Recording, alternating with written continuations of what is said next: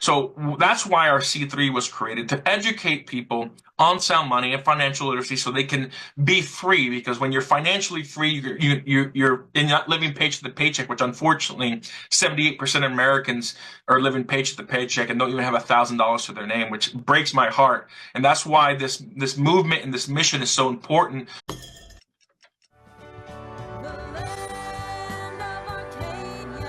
Welcome, everyone. This is David Morgan, themorganreport.com. And today, Daniel Diaz, Executive Director of Citizens for Sound Money and also Sound Money Movement, is with me, and we're going to go through a few things. Daniel, I'd say half my audience is familiar with you already, but there's probably another half that are tuning in and really don't understand Citizens for Sound Money or the SMM. So why don't you give a background on yourself and both the Citizens for Sound Money and the Sound Money Movement? Yeah, absolutely, David, and thank you for having me on. And thank you for accepting to be on our advisory board of Sound Money Movement, our 501c3. So a little bit about me first. I'm going to use the same story I always use. Our late founder, Jim Forsyth, said it's probably one of the most powerful testimonies and why I'm doing what I'm doing as executive director. So I'm a first-generation Cuban American.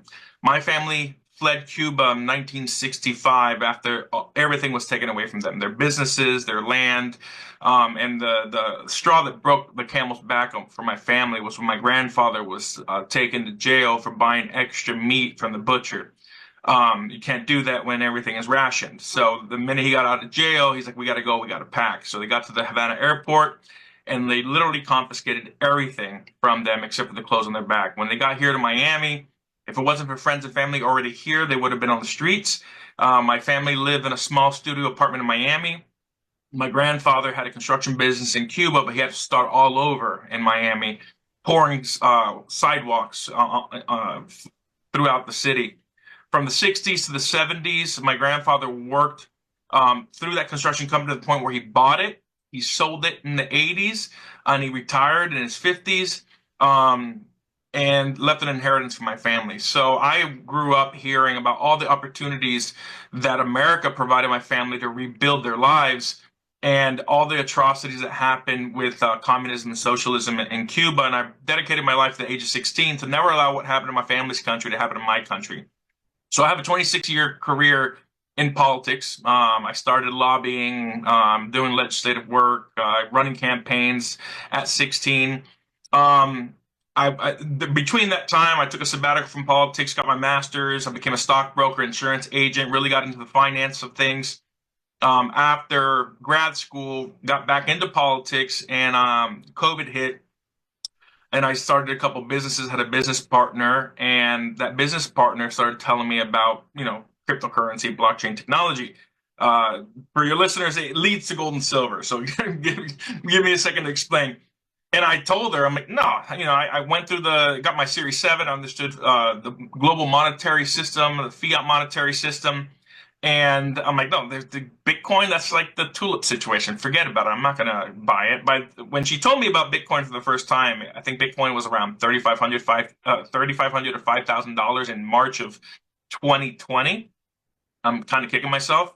But by the time I started to change my mind, I was telling her and my friend she recruited to try to convince me to buy Bitcoin and cryptocurrency. I told him, look, stop. I'm never going to buy Bitcoin. My friend Dan called me. He's like, hey, let me come over and show you 2 videos. If you're still not convinced about cryptocurrency, we'll stop talking about it. I didn't even need to watch the second video. The first video was a video by Don Tapscott. I think the title was How Blockchain is Changing the World. And everything was cool about Bitcoin and everything. It didn't really convince me until it got to the part about the immutability of the blockchain and how it can store data and documents, and it not being deleted because of the vast amount and strength and security of the Bitcoin network. So Don Tapscott was talking about how 70% of the world's population have tenuous titles and deeds, meaning that most people around the world don't own their land. They lease it from the government. Like in China, you don't ever own land. You lease it for 99 years or whatnot, kind of like what the UK did with Hong Kong. And he's like, he gave an example in Nicaragua during the Contra era where the communists would actually destroy land deeds and titles that are in the government records, put their communist friends' name, go in trucks with guns, go to landowners, pointed at them, said, hey, This land is no longer yours according to our documents. Get out. And he's like, now imagine if they would have put the blockchain technology existed then and they would have put the land deeds and titles on there. No government could delete or change records. And that was like a light bulb that went off in my head. I'm like, holy cow, if we had blockchain technologies in the 50s and 60s and the communist regime was overthrown, we could go back to the blockchain and prove that my family owned the businesses and land that the government took away, and we could either get it back or get reparations if the Cuban regime ever fell. So that made me realize that blockchain technology, not Bitcoin itself and not the cryptocurrencies, but the technology could change everything. It could provide more economic, political, and individual freedom at the time. This is what I believe than any political activity of man or any political activity I've done.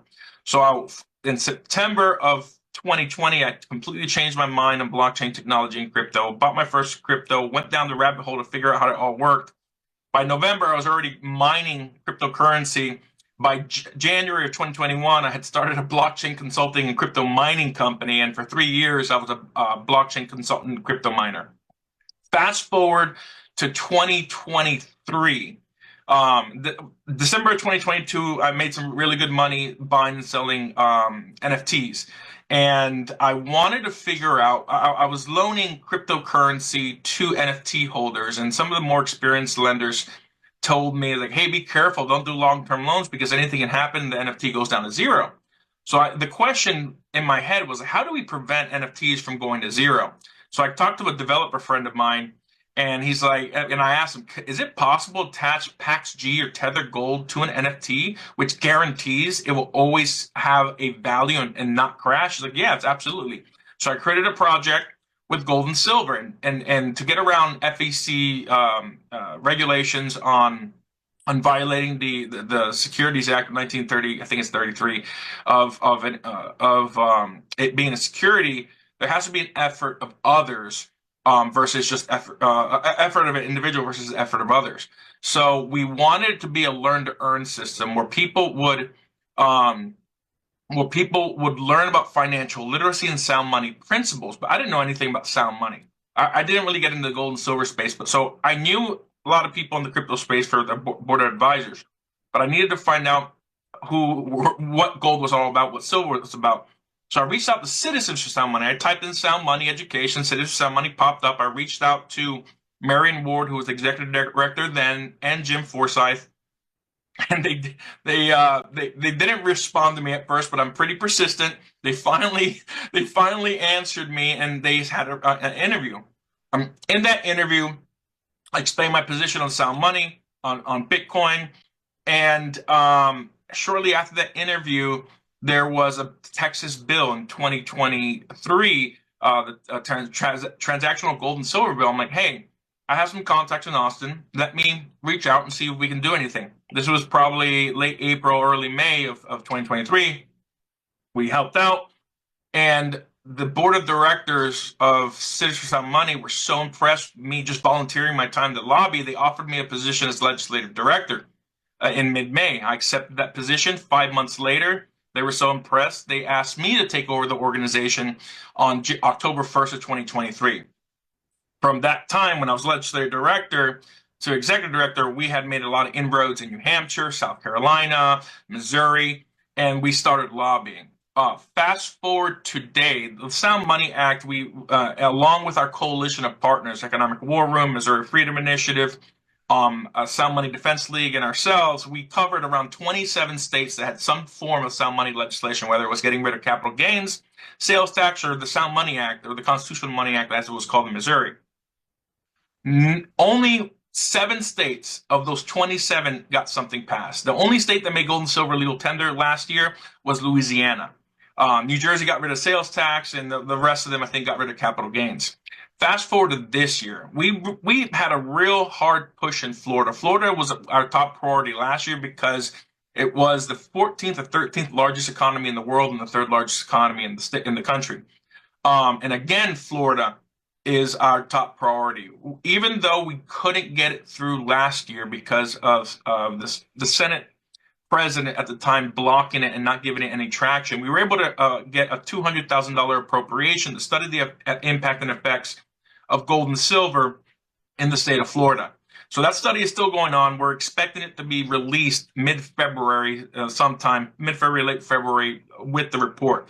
But so far, the report seems to be positive because the CFO was opposed to the Sound Money Act last year, but he came out on December 11th with a press release saying that he's in favor of it now. So it seems like the report is showing some positive impacts on the state of Florida by making gold and silver legal tender. So we redoubled our efforts. We started lobbying again in December, and we're getting a lot of good feedback from leadership. For those of your listeners that don't know how the political system works, yes, we're a democratic republic, and we vote for our legislators, but the legislature itself and the government, really, there's only three people that make decisions.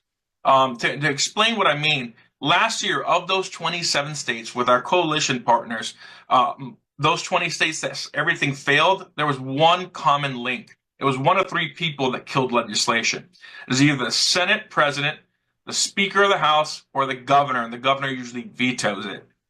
And it was just a common thread. So before Jim Forsyth, our founder, passed away, he passed away tragically in an accident on March 15th of last year. Him and I discussed opening up a super PAC so that we could influence elections and also help do fundraisers and everything to help us get favorable results from leadership or any type of politician. And if we have to raise money to run against people who are opposing sound money and helping sound money advocates get elected. That's just how the system works in America. There was a Supreme Court case in 2010 called Citizens United. And what Citizens United did was redefine corporations as persons, and that also allowed corporations to raise an unlimited amount of money and fund any campaign and contribute unlimited amount of money as long as they don't coordinate with the candidates. So that is when we as a country went from being a democratic republic to now, in my opinion, we're more of a corporatocracy. The more money a corporation has, and the more money they can spend, the more they can influence the legislature. If you watched the recent confirmation hearings at RFK, Tulsi Gabbard, Patel, they talk about this corruption, and they talk about how the senators and the body, Congress, are owned by corporations and special interests. That's exactly what they're talking about. And it's the same thing at the state level. That's why Citizens Sound Money, we started the Economic Freedom PAC, a super PAC to help us with sound money legislation and trying to get good people elected and supporting people who support sound money. Back to Florida. So we have had a lot of success in Florida. We talked to over 100 legislators last year. We've talked to most of the freshmen this year, and pretty much everybody is on board. But the most important people are leadership. We met with Senate President Al Britton in Florida 4 times already, personally, and we met with his staff a 5th time. And he was really excited about our legislation. We're not 100% certain where the Speaker of the House of Florida is, but we're hearing positive feedback. And we feel a lot more confident this year in getting sound money legislation passed in Florida. And right now, if your audience wants to look at what the bills are, it's SB 132, which is the Legal Tender Act. The Sound Money Act, and SB 134, which is a repeal of the sales tax. Florida is the only Republican state in the country that still has a sales tax on gold and silver. There's only 5 states. The other 4 are Democratic states. And Florida's sales tax is the most aggressive because it only charges sales tax for the first $500. If you buy $500 and 1 cent, there's no sales tax. So it impacts those who can't really afford to buy $500 or more gold and silver. So we're really excited about Florida, and not just Florida. We're working closely with the Missouri Freedom Initiative. Patrick Holland, who is the founder, one of the founders of the Missouri Freedom Initiative, was supposed to be on, but he couldn't make it. And we got confirmation from the governor that he's on board. We also heard from the new Speaker of the House that told the sponsor in Missouri, Representative Bill Hardwick, that the bill is definitely going to get passed through the House. Now in the Senate, it's passed. This Constitutional Money Act passed in 2023 in the Senate. It passed last year in 2024, but this year, Senator Cindy Crawford said that she's going to hold the Constitutional Money Act in her committee for 3 weeks because it's, quote, unconstitutional. So, it blows my mind, some of the political games legislators around the country play. But we are working very closely with the Missouri Freedom Initiative. We have Senator Matt Lieber in South Carolina. He filed the Sound Money Act in South Carolina. We don't have a bill number yet. And I just reached out to the New Hampshire delegation we worked with last year. They're interested in filing an amendment and attaching the Sound Money Act in on a bill in New Hampshire, since filing dates have already passed. So we're doing a lot of work around the country, but we still need help. The way that your listeners can help is by calling their legislators that have sound money legislation and ask them to vote for it. And most importantly, call the Speaker of the House's office, the Senate President's office first. Don't call the governor until the legislation passes. Once the legislation passes, call the governor. And ask them to push forward and make this a top priority. Because if it isn't top priority for leadership in your state legislature, it's not going anywhere. And so that is my recommendation if you want to get involved and try to make gold and silver legal tender in your state. Find out where there is legislation. We're updating our website. We have our old list from last year of states that had sound money legislation. We're taking off the states that don't have legislation. And you can find that information on our website, www.citizens, the number 4, soundmoney.org, citizens, the number 4, soundmoney.org, and go to the state or go to legislative, I think it's legislature or legislative, let me see what it actually says. Where is it? Oh, I don't have it. Well, there's a legislative section, scroll down, state lists, and then you'll find it there. But that's what's going on right now. That's a little bit about my background. And I went through all that history. I didn't even explain what our organization does. Citizens Sound Money, the mission is to promote the use of sound money and protect people's rights to do so. So we promote sound money, every form of it, asset-backed digital currencies like load tokens, Kinesis tokens, Tether Gold, PaxG. Those are asset-backed digital currencies. We also promote physical gold and silver.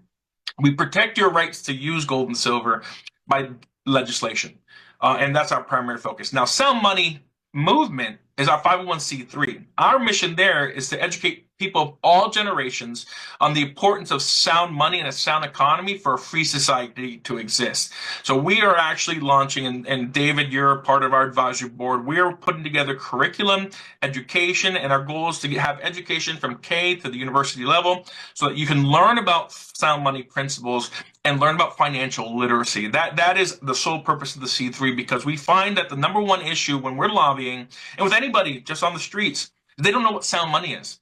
And a lot of people don't have financial literacy or how to save, how to diversify, and so forth. So that's why our C3 was created, to educate people on sound money and financial literacy so they can be free. Because when you're financially free, you're not living paycheck to paycheck, which unfortunately 78% of Americans are living paycheck to paycheck and don't even have $1,000 to their name, which breaks my heart. And that's why this movement and this mission is so important, to help people not just around the country but around the world. We have a chapter in Turkey, we have a chapter in Israel, we're going to have a chapter soon in Canada and Australia. So we're doing a lot of work. We're trying to educate as many people as possible, and we're trying to push the legislation, but we need the help of everybody involved, not just from the people at the top who have money who can fund the super PAC, but we need the grassroots as well. Very, very good. Well, I have a couple of comments. One is thank you publicly for inviting me to be on the board of directors for the movement. And it's with great joy that I accepted, as you know.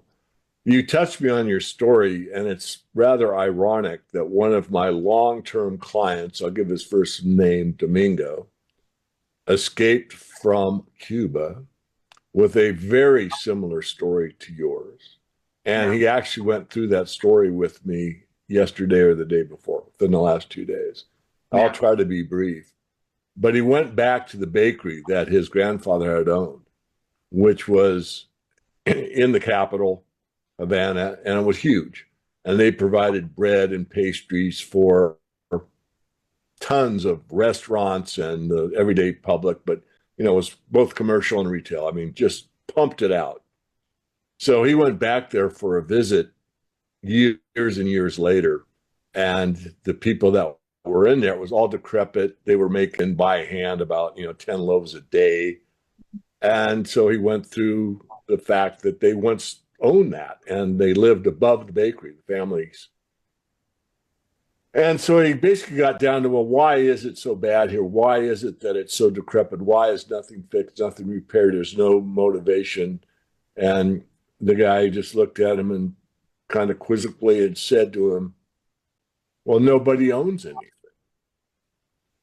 And I Yeah. think that really is the best I can do to give us and our viewers feedback is when you don't have the pride of ownership, if you don't have something in it, then you are not motivated to do anything.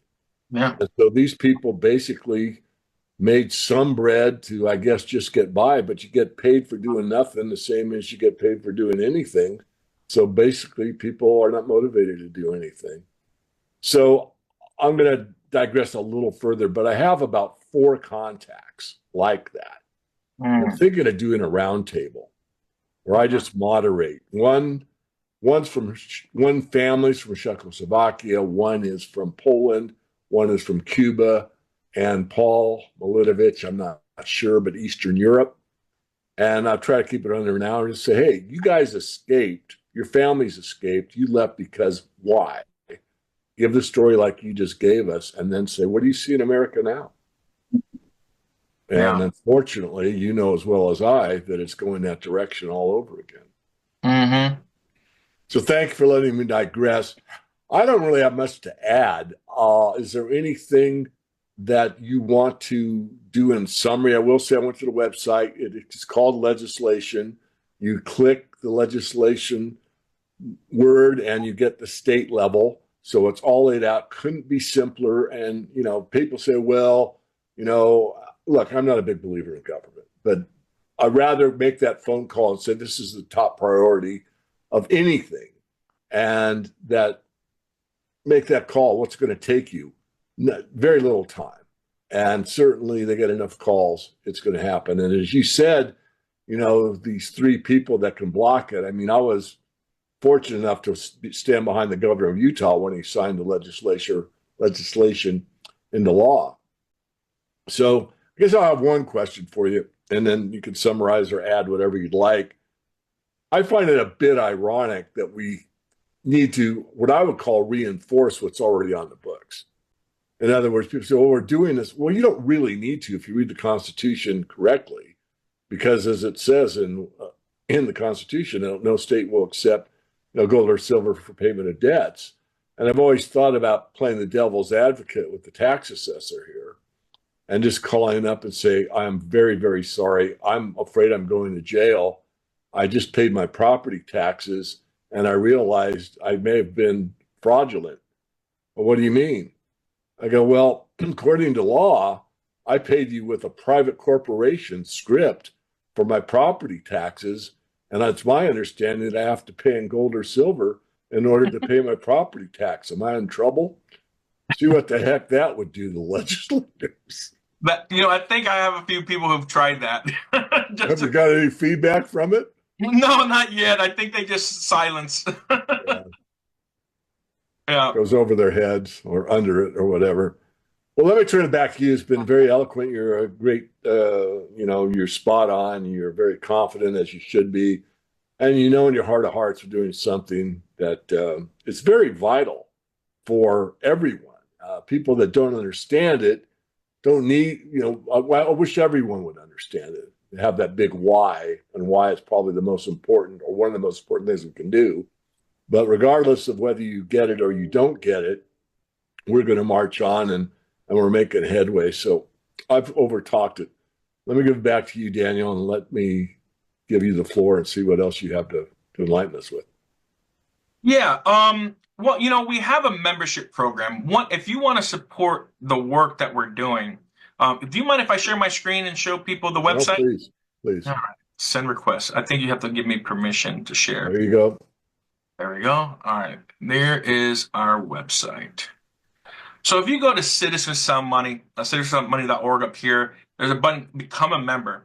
If you become a member, it's $25 a year, and you get access to Metal Markup. Jim Forsyth, in October of 2023, he worked out a deal where we purchased Metal Markup. It's a Bullion aggregator. In fact, our Bullion aggregator, most of the time is cheaper than findbullionprices.com. So you get that exclusively as a member. You'll also get legislative updates, quarterly video reports about what's going on with C4SM and around the country. And if you do the $100, not only do you get access to everything, we will also send you an ounce of digital gold through Kinesis. And that is just a thank you for becoming a supporter and donating at $100. And our vision for we call it the Pioneer membership, is to create state chapters. So once we get enough people joining, we will create a state chair. We'll have a state organization to help grassroots lobby across the country, across the state that you live in, and we will help in any way that we can. One thing that we do at Citizens for Sound Money is we like working with everybody. That was something that Jim Forsyth did very well. He did something that most people in the gold and silver industry think was incredible. He was able to bridge a gap between competitors and make them work together towards the sound money movement. That's why we call Jim Forsyth the modern founding father of the sound money movement, because he did something most people didn't. As a state senator in New Hampshire, he was only a one-term senator, and he passed some of the most robust legislation. It was the first Republican state to make pass medical marijuana. He also did school credits. And then there was another piece of legislation that he passed. He was proud of three pieces of legislation. I can't remember the third. But one thing that he was known for was never giving up and always trying to find a way to work with people. And that is the legacy of Jim Forsyth. And he did that. He brought Load Together, Kinesis, the Goldback UPMA, a bunch of competitors together to work towards a common cause. And we're all still working together with all these companies and all these organizations. That's why we have the Sound Money Defense League, JP Cortez, Missouri Freedom Initiative, Economic War Room. Jim helped cultivate a lot of these relationships. In fact, you, David, after Jim passed, I reached out to you. I reached out to all the CEOs and influencers that Jim had a relationship with to build that relationship. And the reception was amazing because of who Jim was. So, we'll always love Jim.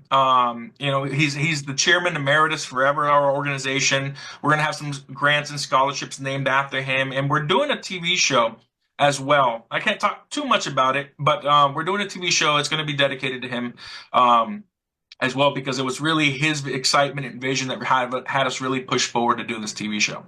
So if you want to support what we're doing at Citizens for Sound Money, go to citizensforsoundmoney.org.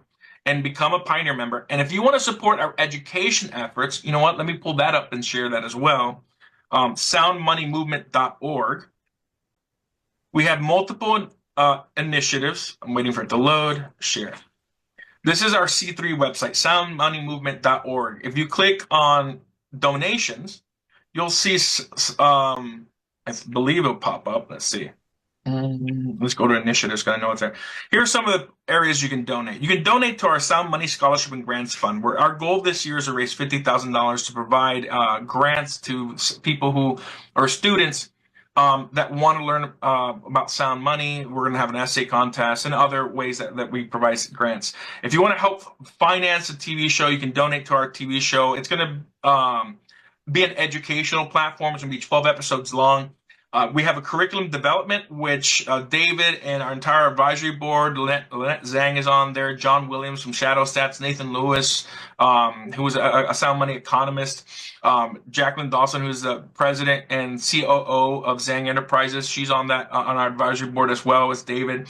And we have our Sound Money Academy, which is our learning module system that we're going to be building to help people educate themselves. So if you want to help us with the education side, it is tax deductible. We're a 501c3. Or if you want to help us with the legislation, or if you want to help with both, that would be fantastic. Please go to our websites, choose an initiative, and donate to our causes. Well, I think I'm going to go ahead and wind it up there. Thank you for your time. And let's come back on board and revisit this and see what other states have come on board. Just give me a little bit of a perception of where we were, let's say, in 2024 versus where we were a couple years prior. Do you think momentum is moving towards sound money? More people are wising up, more people see the purpose and understand why it's important? Yeah. So 2024, 2025, the excitement is there for change. There's, I think, at least 10 states that have filed Bitcoin strategic reserves bills. And then the 2 years ago, people were afraid because of the Biden administration. They thought that if they tried to make gold and silver, that they were going to be sued. States are being challenged. Some of the smaller states, that might be some of the reasons why the bills failed. Um, but there it was a lot tougher last year. Plus, our legislation was a little more robust than this year. This year, we pared it down. We only have making gold and silver, physical and digital gold and silver legal tender, and repealing taxes. That's it. We had a lot more last year. This year, I mean, because we did such a great job educating so many legislators across the country, and the fact that Donald Trump got elected, and he is, I mean, he is doing a phenomenal job on the economic side so far right now. People are excited. Now, I don't want to ignore the fundamental economic issues that are underlying our economy, that I think there's a big bust coming. But overall sentiment, and the reason why the stock market and everything keeps going up, and why I think a lot of legislators are so bullish and accepting sound money legislation, is because of Donald Trump's views on Bitcoin, cryptocurrency, which also translate to positive views of gold and silver. Because the Justice Department isn't going to be used to attack legislators or the state, or and so forth. So I'm really excited about where we're at right now, because the overall sentiment around the country, because of Donald Trump getting elected. Now, Kamala Harris got elected. I don't know. We'd be in a much different situation. We'd probably already be in a bust cycle. But yeah, I mean, there's a huge difference between 2 years ago and today. And I think a lot of that has to do with the administration change. Okay, very good. I'm going to go ahead and wrap us up there. Again, thank you for your time, and we will revisit this great cause. Basically, it's the main purpose of my life. I mean, I'm all into hard money, and write a financial newsletter, focus on natural resources and sound money. But the bottom line is one word, and that's freedom. Yeah. And there's a direct link between free people, free markets, free money, and freedom. And I think we've lost sight of that. So you're bringing it back to all of us. Thank you so much. Absolutely. Thank you, David.